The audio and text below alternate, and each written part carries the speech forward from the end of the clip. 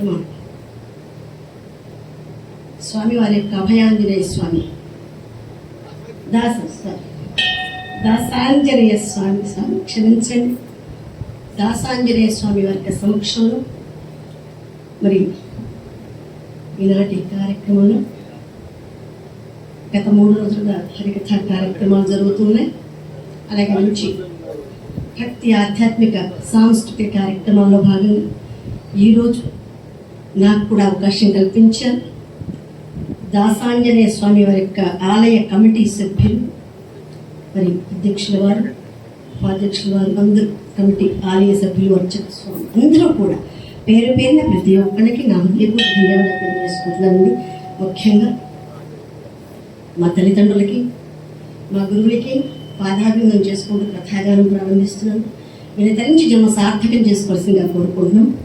మరి ఈనాటి నా కథాగానానికి వాయిద్య సహకారం అందిస్తున్నటువంటి పెద్దలు, పూజ్యులు, గౌరవనీయులు, గొప్ప కళాకారులు, మరి ఇంత నుంచి గొప్పవాళ్ళ సమక్షంలో నేను కథాగానం చేయడం నా అదృష్టంగా భావిస్తూ మా దేశపతి శ్రీనివాస్ గారికి వారి పాదాలను నమస్కరించుకుంటూ కథాగానం ప్రారంభిస్తాను. అలాగే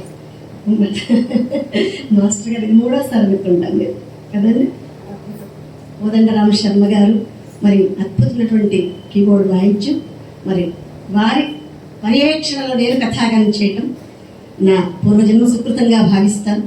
మంచి అవకాశం, కలవు స్మృణానుక్తి, ఎన్ని కార్యక్రమాలు చేసినా, ఎన్ని లక్షలు ఖర్చు పెట్టినా ఒక హరికథ కార్యక్రమానికి ఉండేటువంటి ఆదరణ, ఆ గొప్ప విశేషం మహాద్భుతం. అద్భుతం అద్భుతం అద్భుత. కాకపోతే కొంచెం భక్తులు లేరా, మంచి కూర్చున్న భక్తులైనా పర్వాలేదండి. స్వామివారి సమక్షంలో కథాగానం చేస్తాం కాబట్టి ఆయన వింటే మాకు ఆనందం. అన్నీ ఆయనే అనుకుంటాం మేము. భక్తులు ఆయనే, భగవంతుడు ఆయనే, సర్వస్వం ఆయనే. కాబట్టి ఆయన వింటే మాకు అంతకన్నా జన్మధన్యం, చరితార్థకం. కాబట్టి మంచి అవకాశం కల్పించారు. వారికి మా హృదయపూర్వక ధన్యవాదాలు తెలియజేసుకుంటామండి. గత 5 సంవత్సరాలుగా నేను ఈ కార్యక్రమానికి వస్తూ ఉన్నాను. మీ ఇంటి ఆడబిడ్డగా నన్ను ఆదరించి నాకు ఈ కార్యక్రమానికి అవకాశం కల్పిస్తున్నారు పరమాత్ముడు. మీ అందరినీ పేరు పేరున ఆయురారోగ్య భోగభాగ్య అష్ట ఐశ్వర్య సమకూర్చి ఇలాంటి కార్యక్రమాలు ఎన్నో ఎన్నో చేస్తూ, కళాకారుల్ని పోషిస్తూ, కళల్ని గౌరవిస్తూ, కళాకారుని సత్కరిస్తున్నటువంటి మీ గొప్ప సంస్కారం ఉన్నటువంటి గొప్ప మనస్సుకి పదాభివందనం చేసుకుంటున్నాను. ఎందుకంటే మంచి కళాకారుని గౌరవించేటువంటి వాళ్ళు చాలా అరుదుగా కనిపిస్తున్నారు. సిద్దిపేట పట్టణంలో హరికథలకు గొప్ప ఆదరణ ఉంటుంది. ఒకప్పుడు చాలా బ్రహ్మాండంగా ఉండేది, ఇప్పటికీ ఉందనుకోండి. కాకపోతే కాస్త దిక్కుమాలినటువంటి టీవీలు, ఫోన్లు ఇవన్నీ వచ్చాయి కదా, ఇవి వచ్చినప్పటి నుంచి కాస్త ఆదరణ తగ్గిపోయింది. ఏది ఏమైనా మాకు ఉండేటువంటి ఆదరణ మాకే ఉంటుంది. మరి ఎక్కడైనా కార్యక్రమం చేస్తున్నాను చక్కగా, ఎందుకంటే గర్వంగా చెప్పుకుంటున్నాను. తెలంగాణ ప్రాంతంలో ఒక హరిదాసురాలు నేను పుట్టడం నా అదృష్టంగా భావిస్తున్నాను. ప్రతి గ్రామాల్లో మన ఆంధ్ర, తెలంగాణ, ఆంధ్ర కూడా వెళ్ళి మధ్యకాలంలో చెప్పడం జరుగుతుంది. మరి నా అదృష్టం కర్ణాటక కూడా వెళ్ళాను. అవును అవును అవును వాస్తవం. సిద్దిపేట పట్టణంలో కూడా ఈ ఒక్క వేదిక పైనే హరికథలకు ఆదరణ లభిస్తుంది. సిద్దిపేట పట్టణం అంతా కలిసి కూడా మరి ఈ వేదిక పైన ఎంతోమంది గొప్ప గొప్ప వాళ్ళు వచ్చారు. గత 50 ఎన్ని సంవత్సరాలు అవుతుందండి? 60 సంవత్సరాలుగా, 60 ఏళ్ళుగా జరుగుతున్న ఈ కార్యక్రమాలు ఇక్కడ స్వామివారి యొక్క సమక్షంలో, ఆయన సన్నిధానంలో, ఆయన సాన్నిధ్యంలో నిజంగా మహాద్భుతం అండి. ఈరోజు నేను కథాగానం చేయటం నా భాగ్యంగా భావిస్తున్నాను. మీ అందరికీ పేరు పేరున పరమాత్ముడు ఆయురాన్ని ప్రసాదించిన మనస్ఫూర్తిగా స్వామివారిని సదా ప్రార్థించుకుంటూ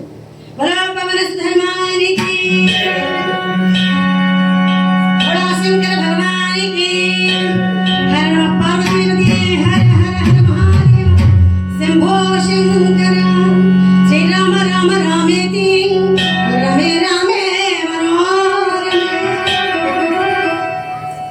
శ్రీరామ రామ రామేతి రమే రామే మనోరమే సహస్రనామ తత్తుల్యం రామ నామ వరాననే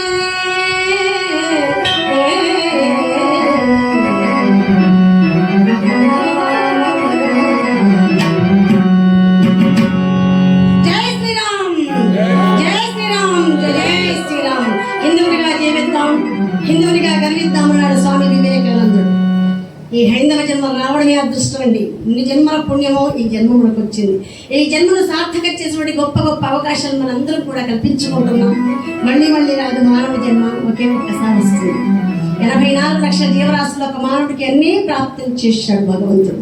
ఏం చేసే రుణం తెచ్చుకుంటాం. ఇది ఇలాంటి కార్యక్రమాల ద్వారా, ఇలాంటి మంచి మంచి అవకాశాల ద్వారా రుణం తెచ్చుకున్నట్టు గొప్ప అవకాశం మనకి ఇచ్చాడు. కాబట్టి ఇది మహాభాగ్యంగా ఈ సమయమే మనది, ఈ క్షణమే మనది, మరుక్షణం మనది కాదు. ఈ ఉన్నటువంటి సమయంలో ఈ సమయాన్ని పవిత్రంగా భావించి, అమూల్యంగా భావించి చక్కటి కార్యక్రమం శ్రద్ధగా మనసు పెట్టి చెవులు పెట్టి వినవలసిందిగా కోరుకుంటున్నాను.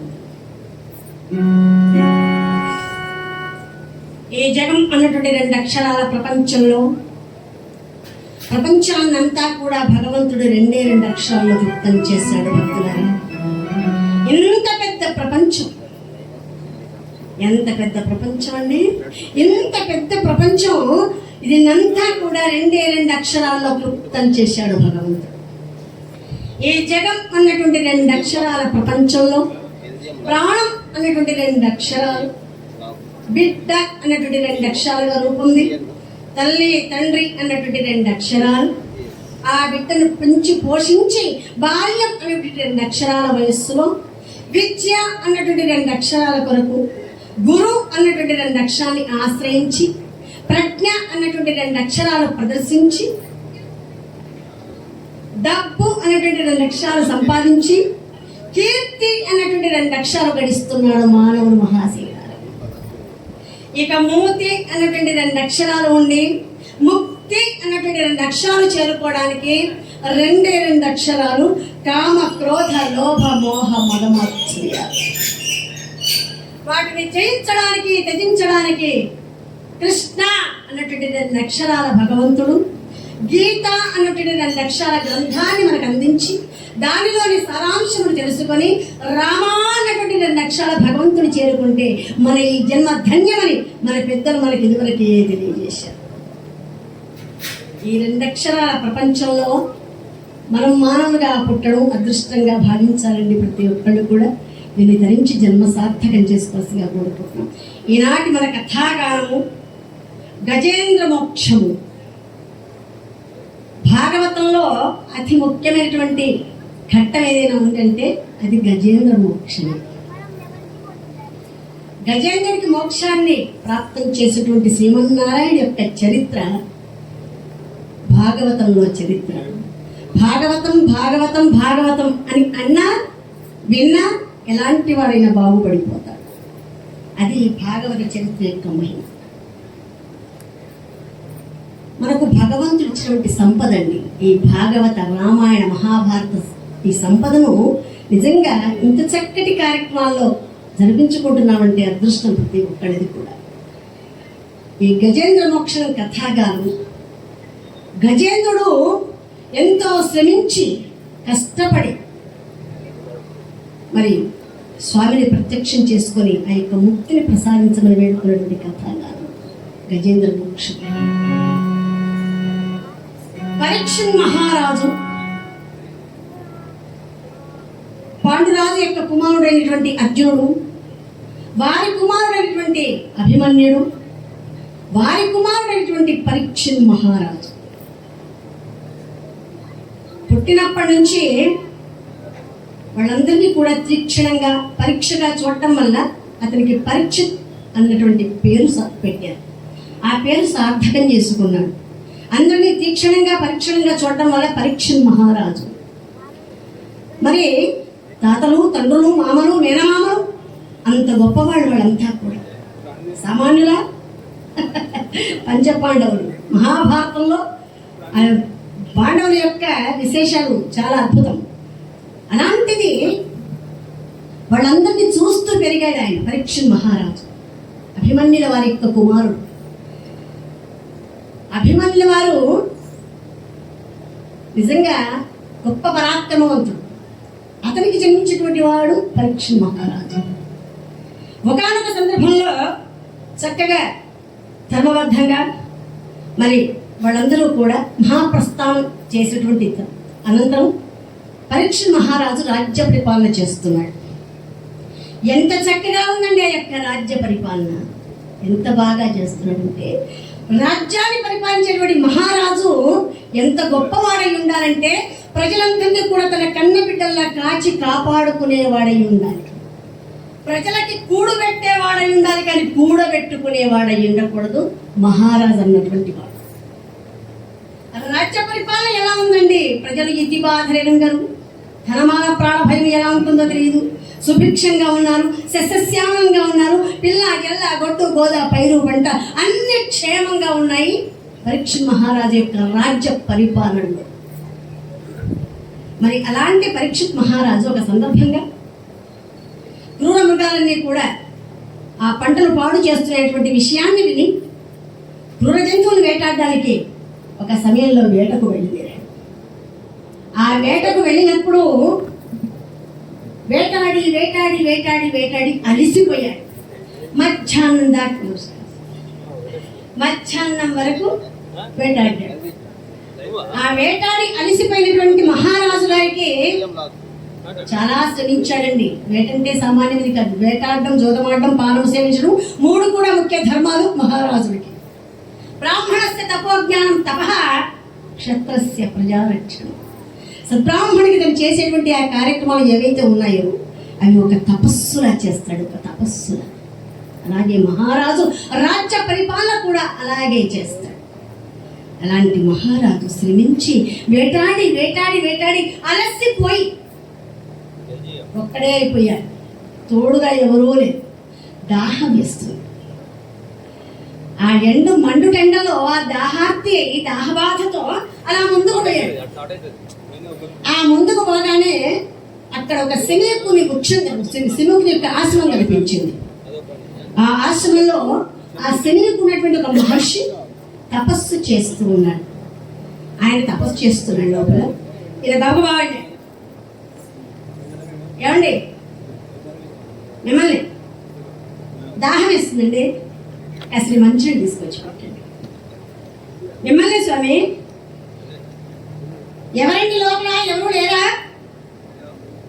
నేను హస్తినపు రాజును, మహారాజుని, పరీక్షిత్ మహారాజుని, దాహంగా ఉంది, కాసిన మంచిని తెచ్చిపెట్టండి అన్నాడు. వినిపించుకోవడం. లోపల మహర్షి ధ్యానం చేస్తున్నాడు. ఆయన ధ్యానంలో ఉండడం మూలంగా ఈయన మాటలు వినపడలేదు, వినిపించుకోవట్లేదు. కోపం వచ్చేసేది. అవురా హస్తినాధీశుండము, నన్ను మర్యాద చేసుకోవడం లేదు, వీడు మంచిని ఇచ్చేటువంటి అవకాశాన్ని కూడా లేకుండా పోయింది. ఏమిటి దుస్థితి? దాహం వేస్తుందంటే మంచుడు కావాలంటే ఇచ్చేవాళ్ళే కరువైపోయారు అని కోపంతో ఆగ్రహంతో ఊగిపోయి అటు ఇటు చూశాడు. అక్కడ అనుకోకుండా ఒక సర్పం చచ్చిపడి ఉంది. ఒక పాము, చచ్చిపోయినటువంటి ఒక పాము కనిపించింది. దాన్ని బాణంతో తీసి తపస్సు చేస్తున్నటువంటి ఆ యొక్క మహర్షి మెడకు చుట్టేసి వెళ్ళిపోయి కోపం. కర్మను తెచ్చుకోవడం అంటే ఇది. ఉన్నవాడు ఉండక ఏదో కోపం వచ్చినప్పుడు ఒక దెబ్బ కొట్టో, ఒక మాట తిట్టో వెళ్ళిపోతే అయిపోయింది. చచ్చిపడి ఉన్నటువంటి ఆ సర్పాన్ని తీసి మెడకు చుట్టి వెళ్ళిపోయాడు. తర్వాత తన కుమారుడు వచ్చాడు, శమీకుని యొక్క మహర్షి. ఆ మహర్షి కుమారుడు వచ్చాడు, శృంగి అతని పేరు. వచ్చి చూడగానే తండ్రి గారి మెడలో సర్పం. పిల్లలంతా గేలి చేస్తున్నారు. అరే వరి వరి వరి వరి బాగుంది బాగుంది అనుకున్నాడు. ఆ గేలి చేయడం చూసి తండ్రికి జరిగిన అవమానాన్ని భరించలేక, ఎవరా దుర్మార్గుడు, ఎవరా కామాంధుడు, ఎవరు వాడు మా తండ్రి గారిని అవమానించాడు, మురికే వదిలిపెట్టెను. 7 దినంబుల చేత, 7 దినంబులలోన సర్పక తక్షక సర్పజాతి చేత 7 రోజుల్లో అతను మరణించునుగాక. మరణం మరణం మరణం.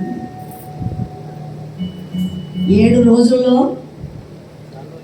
తక్షక సర్పం చేత 7 రోజుల్లో ఈ సర్పం ఎవడైతే వేశాడో అతను మరణించునుగాక. 7 రోజుల్లో మరణం మరణం మరణం. అతను 7 రోజుల్లోనే మరణిస్తాడు అని చెప్పాడు. శాపం పెట్టాడు. ఏమిటి దుస్థితి? ఉన్నవాడు ఉండకుండా వేటకు వెళ్ళాడు. కొన్ని వేటకు వెళ్ళాడు, ఊరుకోవాలా? చక్కగా వెళ్ళి మంచినీళ్ళు అడిగాడు, ఎవరు ఇవ్వలేదు. ఇవ్వకపోవడం చేత ఆగ్రహంతో ఆ సర్పాలు తీసి ఆ మెడలో వేసి వెళ్ళిపోయాడు. వెళ్ళనైతే వెళ్ళాడు, కానీ 7 రోజుల్లో చచ్చిపోతానికి శపించగానే అందరూ వినరు. ఈ 7 రోజులకు చాలా ప్రాధాన్యత ఉందండి. ఈ 7 సంఖ్యకు చాలా ప్రాధాన్యత ఉంది. 7 అంటే ప్రతి మనిషి పుట్టడం, మరణించడం ఈ 7 రోజుల్లోనే జరిగిపోతుంది.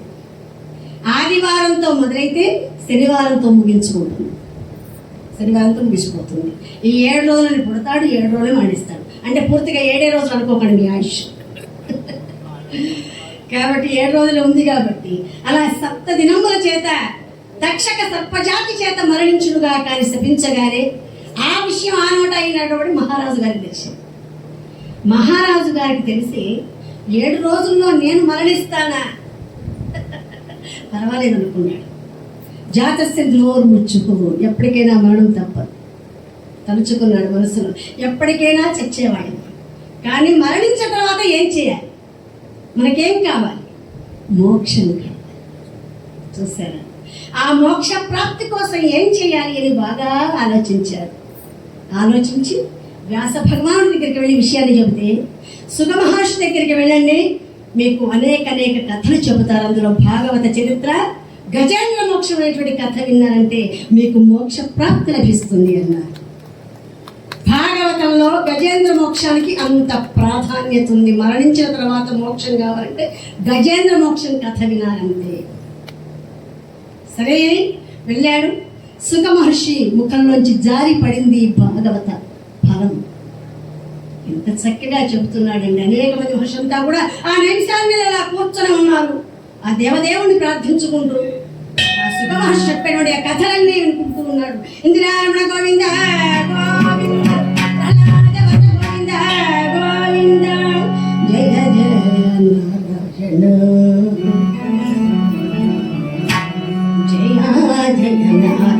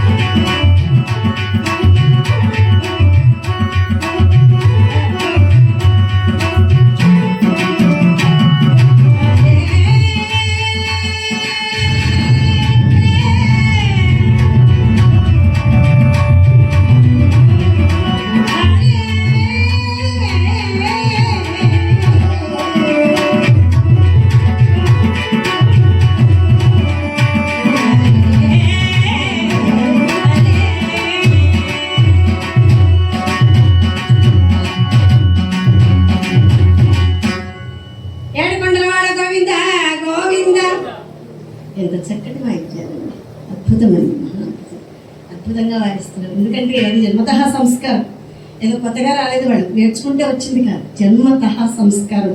కొన్ని సంస్కారం అంటే జన్మతో సహా వస్తాయి, అవి పుట్టుకతోనే వస్తాయి ఆ సంస్కారం. కాబట్టి ఇంత మంచి కళాకారు, ఇంత గొప్ప కళాకారుని, కళావేదిక నిజంగా ఎంత అద్భుతం. స్వామివారి యొక్క సన్నిధానంలో ఆయన సమక్షంలో నేను కథాగానం చెప్పి ఇంత గొప్ప కళాకారు నాకు లభించడం నా అదృష్టంగా వయసు. పరమాత్ముడు వారికి ఆయురాయుడు ప్రసాదించి ఇలాంటి కార్యక్రమాలు ఎన్నో ఎన్నో ఎన్నో చేయాలని మనస్ఫూర్తిగా ఆ దాసాంజనేయ స్వామి సదా సదా సదా ప్రార్థించారు.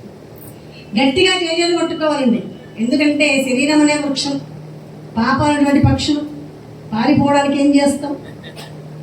ఇది చెట్టు, ఒక వృక్షం. శరీరం అనేటువంటి వృక్షం పైన పాపాలటువంటి పక్షులు ఉంటాయి. ఆ పక్షులు వారిపోవాలంటే ఏం చేయాలి మనం? పక్షులు వారిపోవాలంటే ఏం చేస్తామండి? ఉషో ఉషో అంటే పోతే కాకపో, గట్టిగా ఉషో అని తరిగితే కానీ పోవాలి. కాబట్టి ఎంత గట్టిగా చేయాలి కొట్టుకుంటే అంత గట్టిగా మన పాపాలన్నీ వారిపోతాయి. ఏడుకొండల వాడ గోవింద, వెంకటరమణ గోవింద, పదపార్థవ గోవింద, అనాథ రక్షక గోవింద గోవింద. ఆ విధంగా వినుడు పరీక్షించిన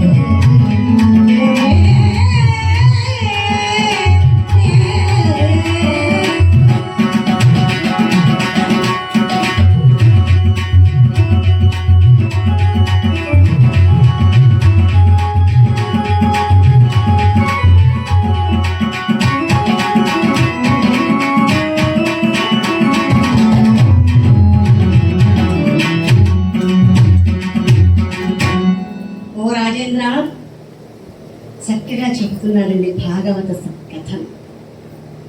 భాగవతం భాగవతం భాగవతం అంటే చాలు, ఎలాంటి వాడైనా బాగుంటాడు. ఓ రాజశిఖామణి చక్కగా విను అని కూర్చుండబెట్టి చాలామంది మహాత్ములంతా కూర్చున్నారు. అందులో రాజేంద్రుడు కూడా కూర్చున్నాడు, పరీక్షలు నరేంద్రుడు. సుఖమహర్షి చెబుతూ ఉన్నాడు ఈ విధంగా: రాజేంద్ర విను సుధా రాశిలో, రాజేంద్ర విను సుధా రాశిలో ఒక పర్వతం త్రికూటంబన గమనచుండు. యోజనాయుతమగునున్న తత్వమును అంత్య వెడలు పునతిశయాంబు. కాంచనాయసార కలధౌతమయములై మూడు శృంగములు మనసేండు. పూరి పూజ లతా పుంజ పుంజములు మ్రోసి పరితరచి సెలగేటి మొత్తములను. విమానములను జనుల క్రీడెన్సు కిన్నెర చేయము గలిగే.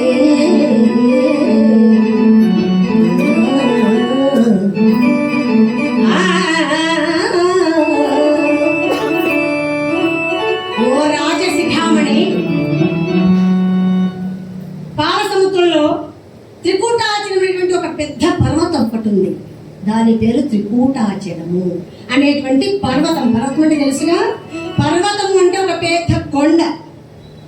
ఆ కొండ దాని పేరు త్రికూటాచలము అంటారు. బంగారు, వెండి, ఇనుముతో కూడినటువంటి శిఖరత్రయము ఆ పర్వతరాజు.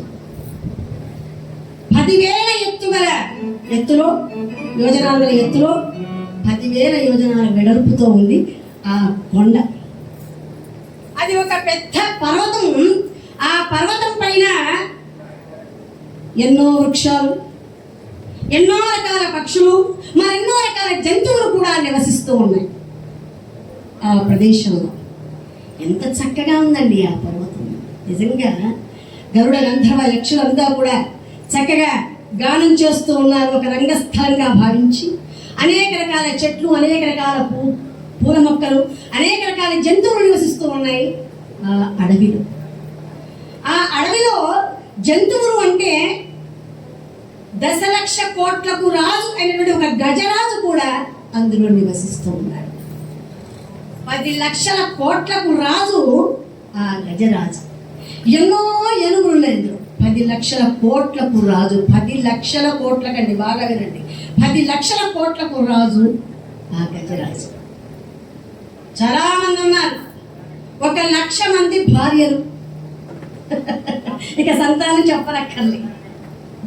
పెద్ద ఏనుగులు, గుండ ఏనుగులు, చిన్న ఏనుగులు, భార్య ఏనుగులు చాలా ఉన్నాయి. ఆ ఏనుగులు అవన్నీ కూడా ఈ ఎండ వాడి వేడి బాగా ఎక్కువైపోయి అవి ఎక్కడో గుహల్లో ఉండేవి. ఆ అడవిలో, ఆ పెద్ద పర్వతం పైన ఆ గుహల్లో నివసిస్తూ ఉండేవి ఆ ఏనుగులన్నీ కూడా. అలా నివసిస్తున్నటువంటి ఆ ఏనుగులకి ఆ ఎండ వేడి బాగా తగిలి వాడి వేడితో భరించలేక ఆ గుహలో నుంచి మెల్లగా బయటకు వచ్చింది.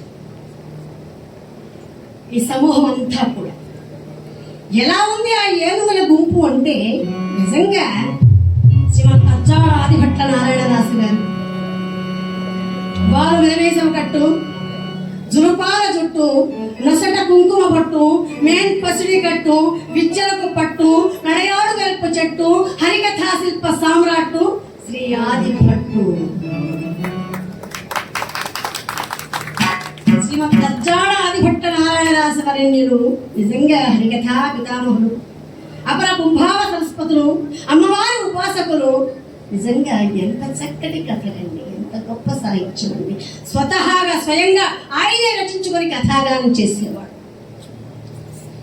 ఒక నిర్జన ప్రదేశంలో వర్షాలు లేక, పంటలు లేక జనాలంతా కూడా చచ్చిపోతూ ఉంటే, మృగాలు నిజంగా ఎన్నో రకాల జంతువులు అన్ని చచ్చిపోతుంటే, ప్రాణాలు కోల్పోతుంటే ఆకలితో అల్లాడిపోతూ ఉన్నారు. డొక్కలు పట్టుకొని స్వామి మహాప్రభు గురువర్య అని గబగబా వెళ్ళి ఆయన పాదాలపై పడ్డారట.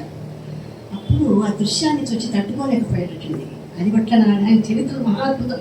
ఇది చిన్న విషయం. ఆయన గురించి ఉపన్యాసం చెప్పమంటే గరికపాటి గారు ఏమన్నారు తెలుసా, 1 రోజు 2 రోజులు సరిపోదండి, ఒక 1 నెల రోజులు సమయం ఇస్తే ఆయన గురించి చెప్తా అన్నారట.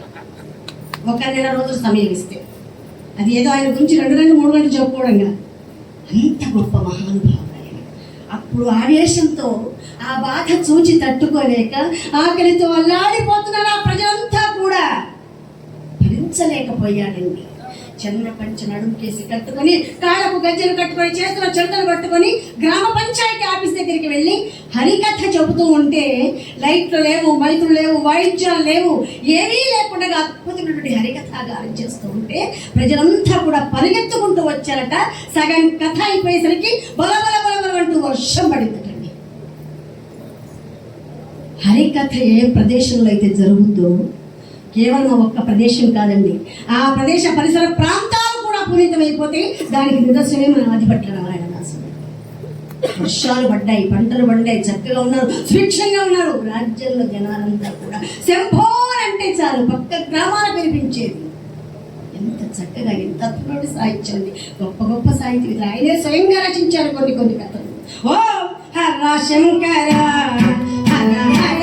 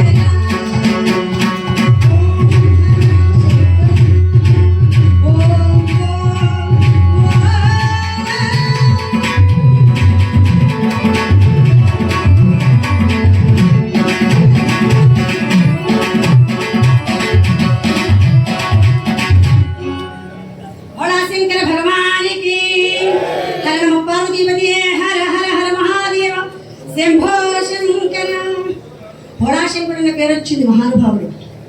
ఊరికే రాలేదు, బోళాశంకరుడు అండి అంటారు.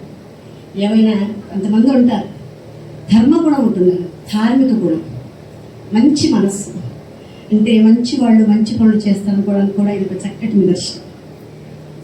మంచి వాళ్ళకే వస్తాయండి, మంచి మంచి ఆలోచనలు వస్తాయి, మంచి పనులు చేయాలనేటువంటి కోరిక కలుగుతుంది. ఎన్ని మంచి కార్యక్రమాలు చేస్తారు నిజంగా. రత్నాకర్ సార్ ఎక్కడెక్కడో అన్నదానాలు చేస్తూ ఉంటారు. నేను ఆ స్టేటస్లు అన్నీ చూస్తూ ఉంటాను. మహా అద్భుతం అండి, ఇంత గొప్పవారు నిజంగా. కొన్ని సేవా కార్యక్రమాలు చేయటం సామాన్య మనుషులు అందరికీ కొన్ని ఏళ్ల తరబడి చేయటం అనేది విశేషం. ఎప్పుడో ఒకసారి చేయటం కాదు, కొన్ని ఏళ్ల తరబడి చేయటం విశేషం.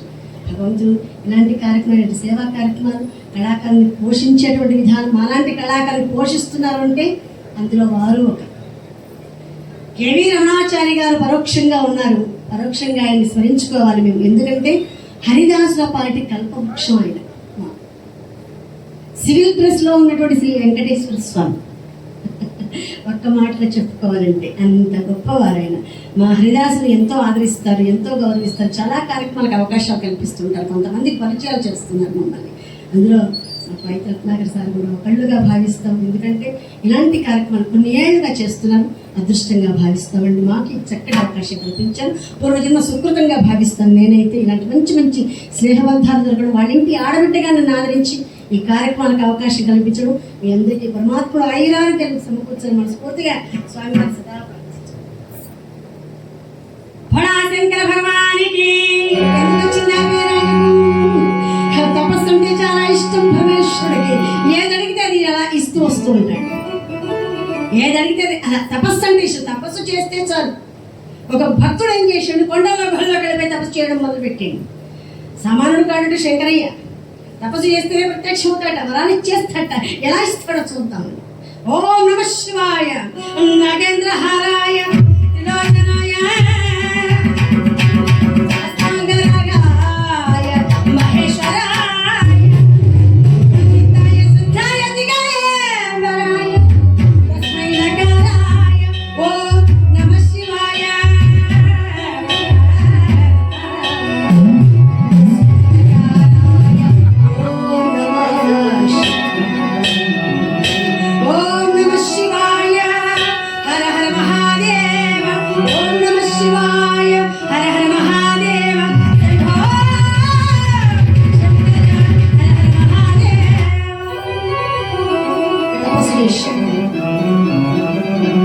భగవంతుడు కదండి. తపస్సు అంటే చాలా ఇష్టం శివయ్యకి. ప్రత్యక్షమయ్యాడు స్వామి. భక్త ఏం కావాలో కోరుకో అన్నాడు. మూర్ఖపు భక్తుడు ఏమడుగుతున్నాడంటే, స్వామి ఒక వరం కాదు, నేను ఏదడిగితే అది ఠపిమని వచ్చేట్టుగా వరం ఇవ్వండి అన్నాడు. వాడు ఏదడిగినా వచ్చారట, ఏదడిగితే అది వచ్చారట. ఇస్తావా అలాంటి వరాన్ని ప్రసాదించు స్వామి, లేకపోతే తిరిగి వెళ్ళిపోతాను. మరి మూర్ఖుడా, నేనెందుకు కాదంటా, అలాగే నీ కోరిక తీరుస్తాను తథాస్తు అన్నాడు. కొంతకాలం తపస్సు చేశాడండి, బాగా ఆకలిస్తుంది. స్వామి శంకర ఆకలిగా ఉంది, నాకు పంచపక్ష పరమాణాలతో భోజనం కావాలి స్వామి అన్నాడు. పెద్ద ప్లేట్లో భోజనం వచ్చేసి కడుపు నిండా భోజనం చేసి, ఏ పాడు తప్పినా సాపాడు తప్పు, అది మాత్రం ఉండాలి. కడుపు నిండా భోజనం చేసిండు. స్వామి శంకర నాకు తాంబూలం కావాలి అన్నాడు. తాంబూలం వచ్చేసింది. తాంబూలం వేసుకున్నాడు, అటు ఇటు పచారులు కొడుతున్నాడు. ఏం కావాలి తర్వాత? స్వామి శంకర భుక్తాయాసంగా ఉంది, కాస్త నడుము వస్తే బాగుందని ఒక పాన్పు కావాలి స్వామి అన్నాడు. తథాస్తు పాన్పు వచ్చేసింది.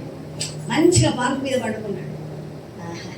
ఎంత సుఖం వాడికి, నిజంగా ఎంత గొప్ప వరాలు ప్రసాదించాడు శివ శంకర.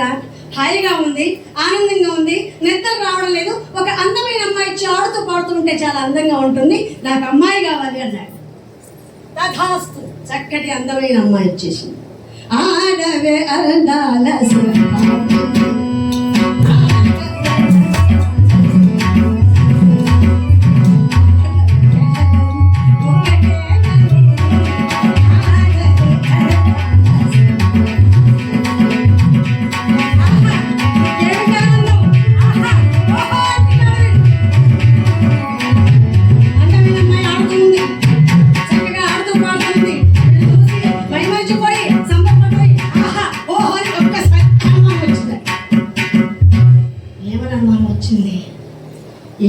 ఇందులో ఈ నిర్జన ప్రదేశంలో ఏది అడిగితే అది వచ్చేస్తుంది. వచ్చింది అమ్మాయే కానీ బ్రహ్మరాక్షసి కాదు కదా స్వామి అన్నాడు. తథాస్తు అన్నాడు. వచ్చింది బ్రహ్మరాక్షసి కాదు కదా స్వామి అన్నాడు. ఏదంటే కావాలి మరి. అది బ్రహ్మరాక్షసిగా మారిపోయింది. భయకంపితుడైపోయింది వాడు. భయపడిపోయి అమ్మో కంపనీస్తున్నాడు మింగలేదా స్వామి అన్నాడు. తథాస్తున్నాడు. నాలుగు వచ్చి ఠామ్మని పారేశాడు. గుటకేసేసింది. అందుకే ఆశకు హద్దు ఉండాలి అంటారు. ఎలాంటి మూర్ఖుడో చూసారా మీరు? మాస్టర్ గారు మీరు నవ్వట్లేదు.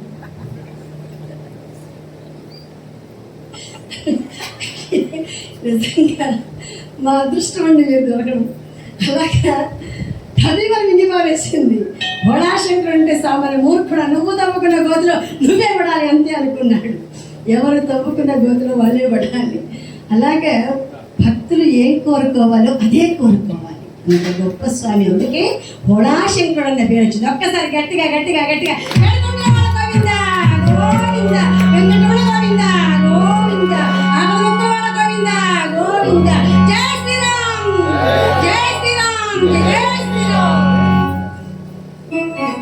చక్కగా కూర్చొని భాగవత కథ చెబుతూ ఉన్నాడు. ఆయన వింటున్నాడు.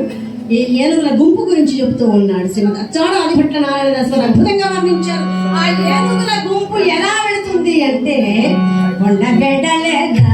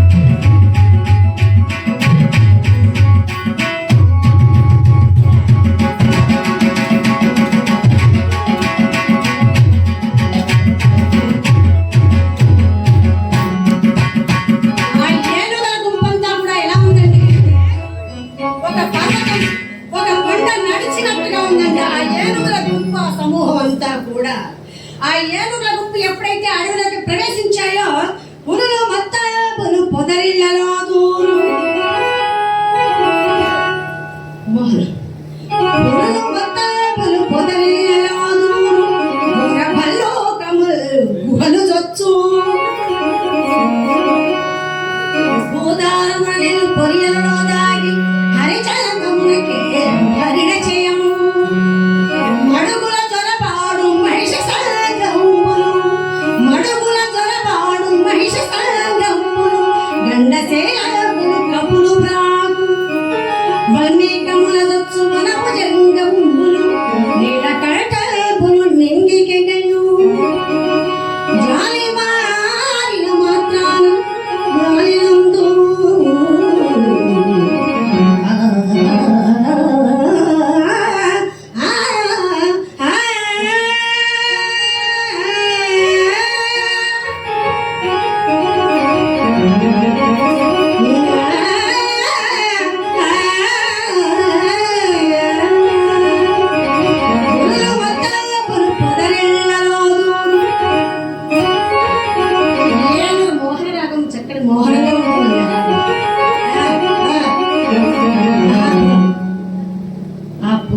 కూడా ఈ ఏనుగుల గుంపును చూడంగానే ఆ గుహల్లోకి పరిగెత్తుకుంటూ పోయాడు.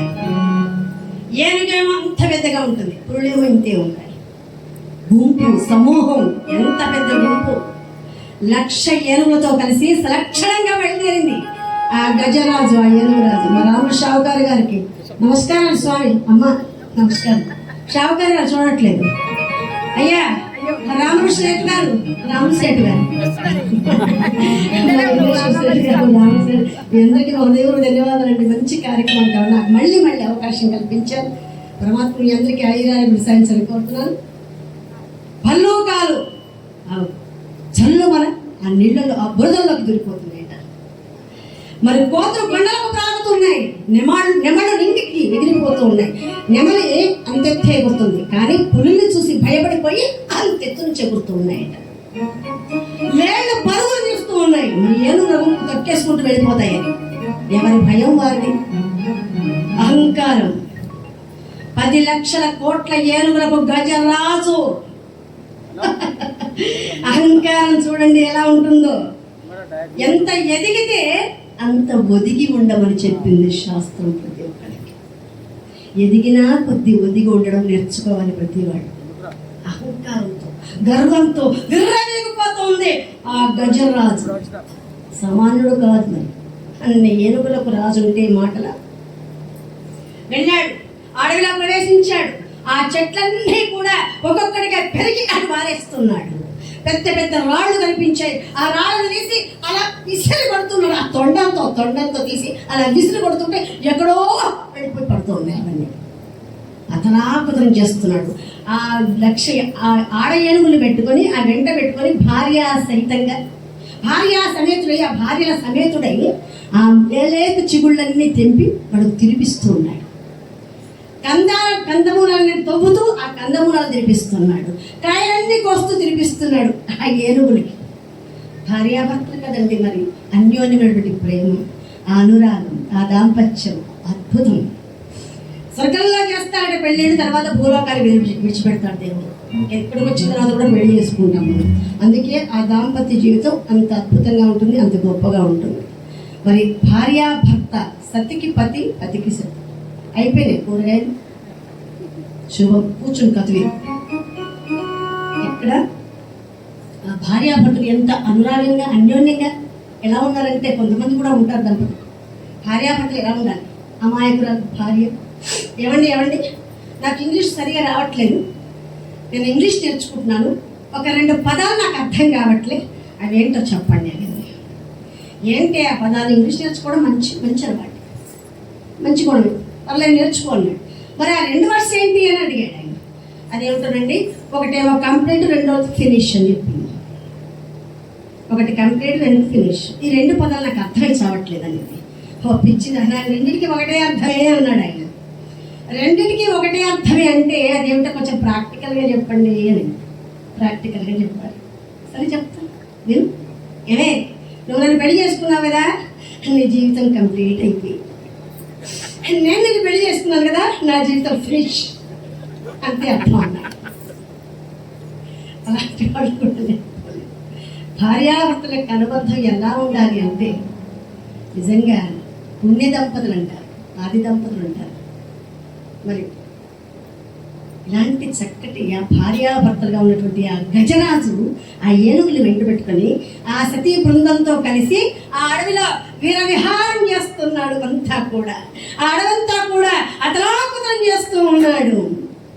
అలా తిరిగి ఆ పళ్ళు, కాయలు, కందమూలన్నీ తిని కడుపు నిండిపోయి, బాగా తిన్నాక ఇంకేం కావాలి? మంచినీళ్ళు కావాలి. మంచినీళ్ళ కోసం అంతా వెతుకుతున్నాడు. అడవంతా కూడా ఎక్కడా కనిపించడం లేదు. అలా వెళుతూ దారి తప్పిపోయింది గజరాజు. ఆ దారి తప్పి వెళ్ళిపోతూ ఉంటే ఉన్నటువంటి ఏనుగులన్నీ కూడా ఆయన వెనకాలే వెళుతున్నాయి. అన్నీ వెళ్ళి చూడగా దాహంగా ఉంది, ఎక్కడ శరీరం కనిపించట్లేదని చెప్పేసి అలా ముందుకు వెళ్ళిపోయి చూశాడు. పెద్ద అడవి. మరి వెళ్ళి చూస్తే అక్కడ ఒకటి కమ్మటి కాసారం కనిపించింది. ఆ కాసారం కనిపించగానే ఆహా ఓహో ఎంత అద్భుతం, అదిగో అక్కడ కాసారం, చక్కగా కడుపున మంచం తాగేద్దాం పదండి అని ఈ ఉన్న ఏనుగులన్నీ తీసుకొని వెళ్ళిపోయాడు. తీసుకొని ఆ కాసారం దగ్గరికి వెళ్ళిపోయాడు. ఇక చూడండి, ఆ నీళ్లలో దుంకేశాడు. ఏనుగులన్నీ కూడా నీళ్లలో దుంకేసి ఆడుతూ పాడుతూ ఆ తొండంతో నీళ్లు పీల్చుకొని కడుపుండా తాగుతున్నారు. తొండమ్ములు పూరించుతూ గండమ్ములు చల్లుకొనొచ్చు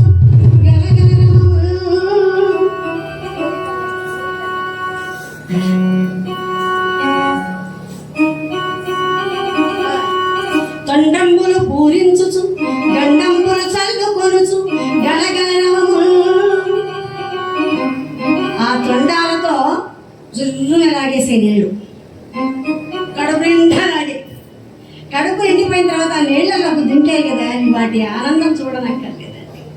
ఏమిటా ఆనందం, ఏమిటా సంతోషం! ఆ తొండాలతో ఆ నీళ్లు లోపలికి లాక్కుంటూ ఒకళ్ళపై గండ అనేది అలా చల్లుకుంటూ ఉన్నారు.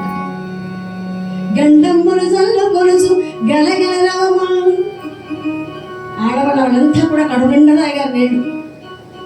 తాగి ఆడుకుంటూ పాడుకుంటూ ఎంత ఆనందంగా ఉన్నాయంటే వాటికి సంతోషంగానే ఉంది, కానీ పిల్లికి చెలగాటం ఎనుకకు ప్రాణ సంకటం అన్నట్టు అయిపోయింది. అక్కడ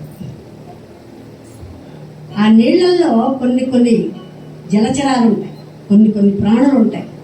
చేపలని, ఎండ్రకాయలని, ఇంకా కొన్ని ఉంటాయి ఆ నీళ్ళల్లో. అవన్నీ కూడా వాటి కాళ్ళ కింద పడి నలిగిపోతూ ఉన్నాయి.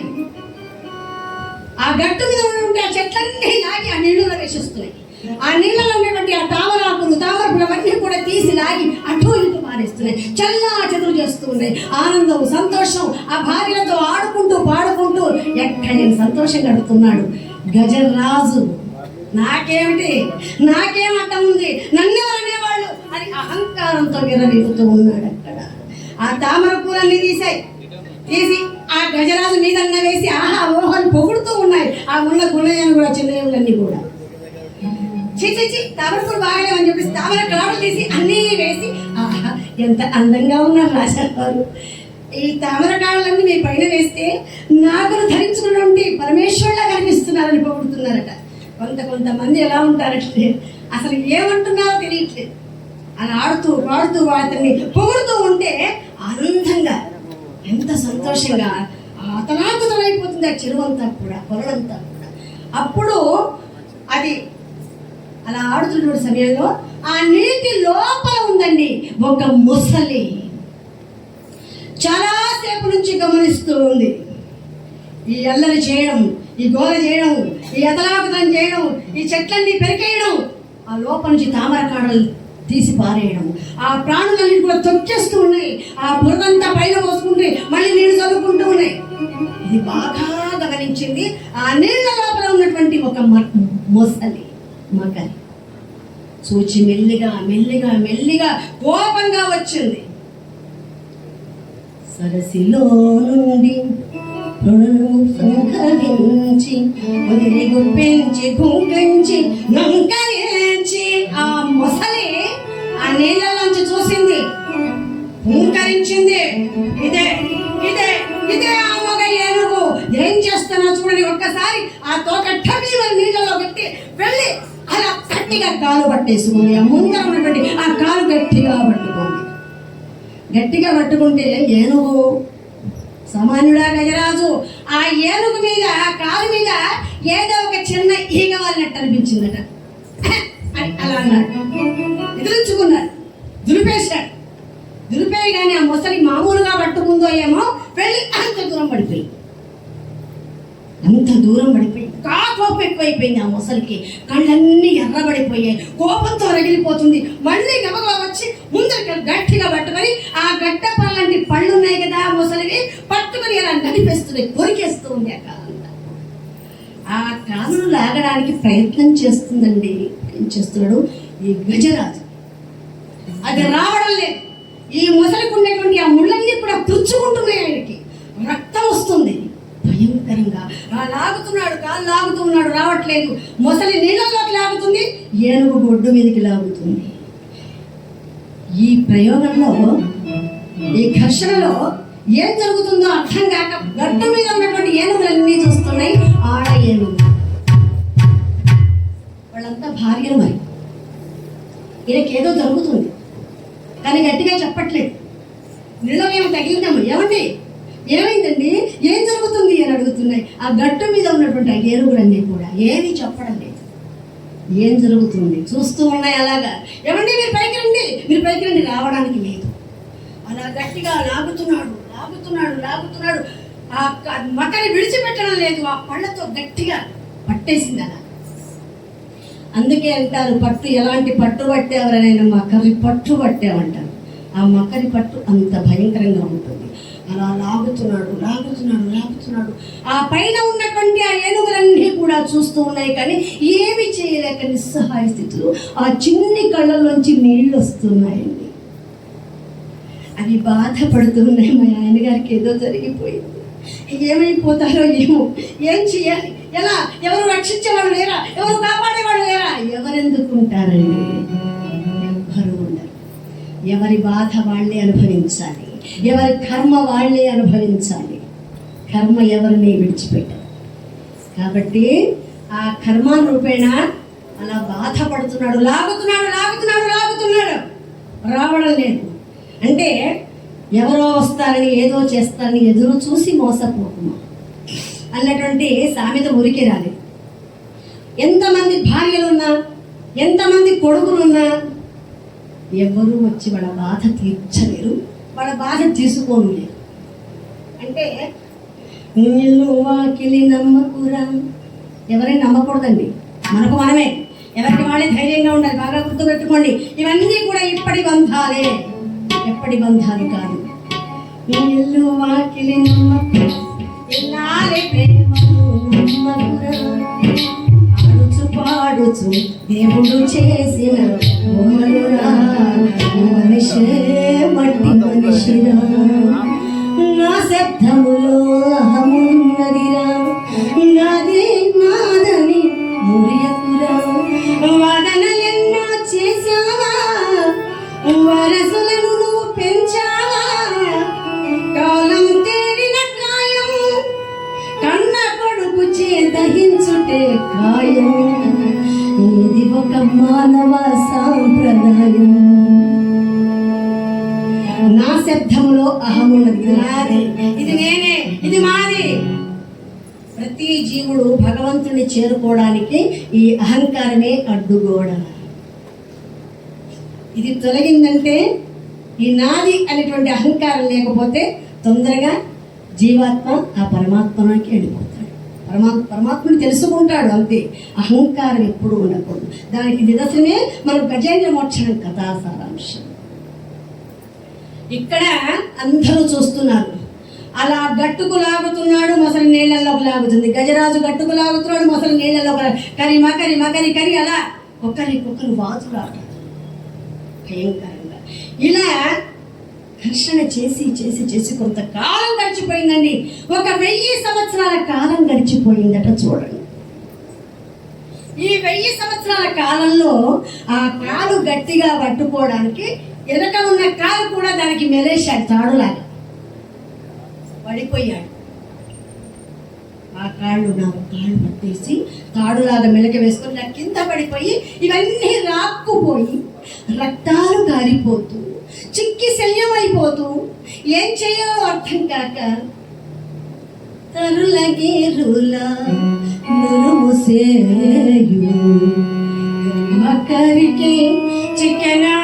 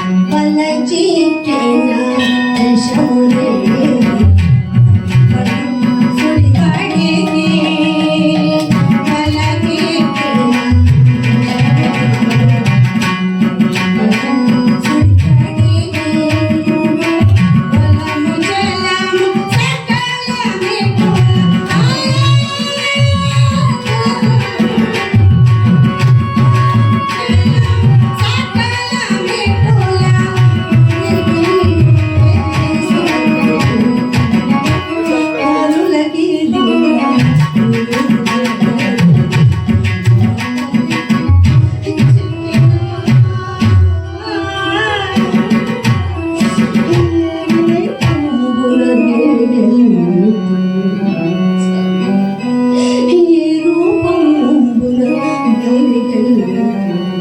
ఇక మేలే ప్రేమ చింతింపన్ ఎవ్వారిని చేరుదు ఎవరట్టమికము రావే ఈశ్వర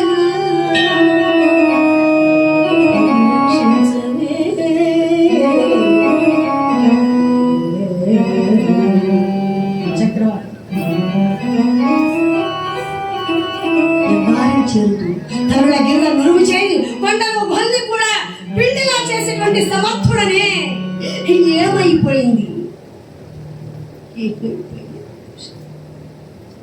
విరాధి వీరునయ్యుండి ఒక మహారాజునయ్యుండి ఒక మక్కరిచ్చే పట్టు వదిలించుకోలేకపోతుంది. ఏమిటి స్వామి, ఎవరు రక్షించేవాడు లేదా? ఎవరు కాపాడేవాడు లేదా? ఎవరు రక్షించరండి, ఎవరు కాపాడి ఎవరిని వాళ్ళే రక్షించుకోవాలి, ఎవరిని వాళ్ళే కాపాడుకోవాలి. ఎంతమంది బలగం, ఎంతమంది భార్యలు, ఎంతమంది సంతానం, పిల్లలు, కొడుకులు, బిడ్డలు ఇంతమంది ఉన్నా కూడా ఒక్కళ్ళు కూడా రక్షించేటువంటి నాథుడు లేక లాడిపోతూ ఉంది ఆకాశం.